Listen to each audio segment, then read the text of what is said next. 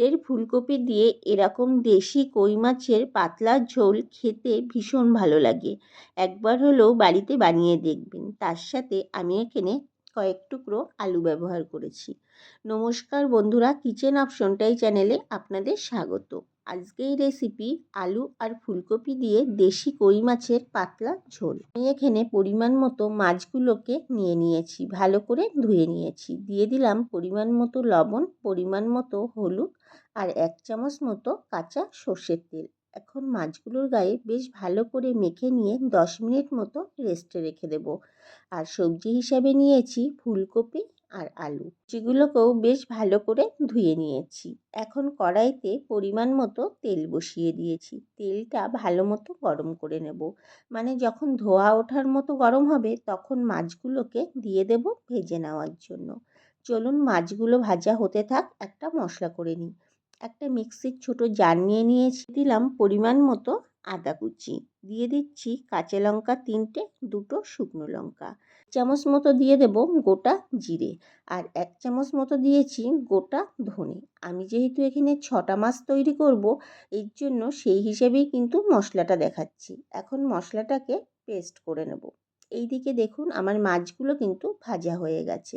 যখন এরকম লালচে হয়ে আসবে তখন মাছগুলোকে তুলে নিতে হবে। এবার তেলের মধ্যে আলু আর ফুলকপিগুলোকে ভাজার জন্য দিয়ে দিলাম। আলু আর ফুলকপির গায়ে আমি আগে থেকেই নুন হলুদ মেখে রেখেছিলাম। এবার সব কিছু বেশ ভালো করে লালচে করে ভেজে নেব। তবে ভাজার সময় গ্যাসের ফ্লেমটাকে মিডিয়ামে রেখে ভাজতে হবে, হলে 60% মতোই কিন্তু ভাজতে ভাজতেই নরম হয়ে যাবে। যখন ফুলকপি এবং আলুগুলো এরকম লাল হয়ে আসবে তখন তুলে নেব অন্য পাত্রে। এখন তেলের মধ্যে একটা এলাচ আর কালো জিরে ফোড়ন দিয়ে দিলাম। ফোড়নটাকে কয়েক সেকেন্ড ভেজে নেব, যাতে ফোড়ন থেকে যখন একটা সুন্দর গন্ধ বেরিয়ে যাবে তখন বেটে রাখা মশলাটা দিয়ে দেব। মানে প্রথমে আদা, লঙ্কা, ধনে এবং জিরের যে পেস্টটা করে রেখেছিলাম সেই মশলাটা। মিক্সির বাটিটা ধুয়ে দিয়ে দিলাম সামান্য পরিমাণ একটু জল। এবার দিয়ে দেব পরিমাণ মতো লবণ এবং পরিমাণ মতো হলুদ, আর কালারের জন্য একটু দেব 1/2 চামচ মতো কাশ্মীরি লঙ্কার গুঁড়ো। এখন মশলাটাকে বেশ ভালো করে কষিয়ে নেব, যতক্ষণ না মশলা থেকে ভালোভাবে তেল ছেড়ে না যায়। মিনিট মতো কষিয়ে নেওয়ার পর দেখুন মশলার জলটা কিন্তু পুরো শুকিয়ে গেছে, আর এরকম একটা শুকনো ভাব চলে এসছে, আর হালকাভাবে তেলটাও ছেড়ে গেছে। যখন এরকম পর্যায়ে চলে আসবে তখন এর মধ্যে দিয়ে দেবো ভেজে রাখা আলু আর ফুলকপিটাকে। আবারও সব কিছু 2 থেকে 3 মিনিট এইভাবেই নেড়ে নেব। 2 থেকে 3 মিনিট পর যখন দেখবেন মশলাটা এরকম পর্যায়ে চলে আসবে তখন এর মধ্যে দিয়ে দেব পরিমাণ মতো জল। আপনারা যতটা ঝোল রাখতে চাইবেন ততটাই জল ব্যবহার করবেন। এবার 10 মিনিট মতো ফুটিয়ে নেব।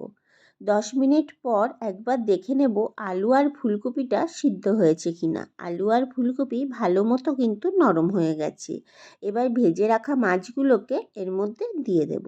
ঝোলের মধ্যে মাছগুলোকে বেশ ভালো করে মিশিয়ে নেব। এবার 3 থেকে 4 মিনিট ফুটিয়ে নেব। 3 থেকে 4 মিনিট ফুটিয়ে নেওয়ার পর একটু লবণটা চেক করে কড়াই থেকে নামিয়ে নিতে হবে।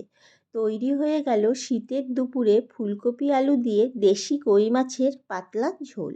এইভাবে একদিন হলেও বাড়িতে তৈরি করে দেখতে পারেন, খেতে ভীষণ ভালো লাগে। আর আমার ভিডিওটি যদি ভালো লেগে থাকে চ্যানেলটিকে সাবস্ক্রাইব, আর ফেসবুক পেজ থেকে যদি দেখে থাকেন পেজটিকে ফলো করে দেওয়ার অনুরোধ রইল। দেখা হচ্ছে নতুন একটি ভিডিওতে।